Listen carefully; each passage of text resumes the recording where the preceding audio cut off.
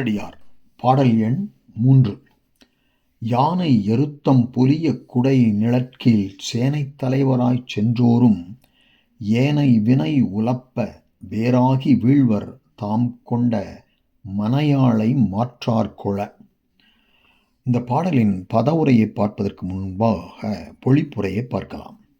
நல்வினையால் செல்வம் மிகுதியாக உடையவராய் யானை மீதேறி வெண்குடை நிழலின் கீழ் படைகள் சூழ ஊர்வலம் சென்ற அரசரும் தீவினை சேர்ந்த பொழுது அந்நிலை கெட்டு தம் மனையாளையும் பகை நாட்டு அரசன் கைப்பற்ற வறிஞராய் தாழ்ந்த நிலையை அடைவர் என்பது இதன் கருத்து.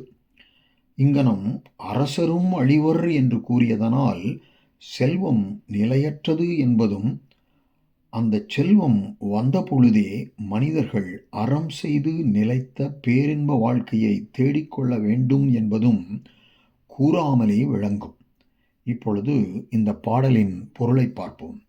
யானை எருத்தம் பொலிய, யானையினது பிடரானது அந்த அரசர் அமர்ந்திருத்தலால் அழகுடன் விளங்கும்படி அதன் மீது ஏறி குடை நிழல் கீழ், வெற்றி வெண் குடையின் கீழ் நிழலடியில் சேனை தலைவராய் என்றால் 4 வகை படைகள்.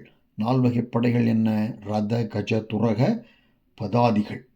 இந்த 4 வகை படைகளினுடைய தலைவராகி வீதிகளில் உலாச் சென்ற செல்வம் மிக்காரும் ஏனை வினை உலப்ப, அந்த செல்வம் உண்டாவதற்கு உரிய நல்வினைக்கு மறுதலையாகிய தீவினையானது உலப்ப என்றால் அச்செல்வத்தை கெடுப்பதனால் வேறுவாகி அந்த செல்வ நிலையிலிருந்தும் கீழிறங்கி மாறுபாடான நிலையை அடைந்து, அதாவது தரித்திரமுற்று தாம் கொண்ட மனையாளை, தாங்கள் மனம் புரிந்து கொண்ட மனைவியையும்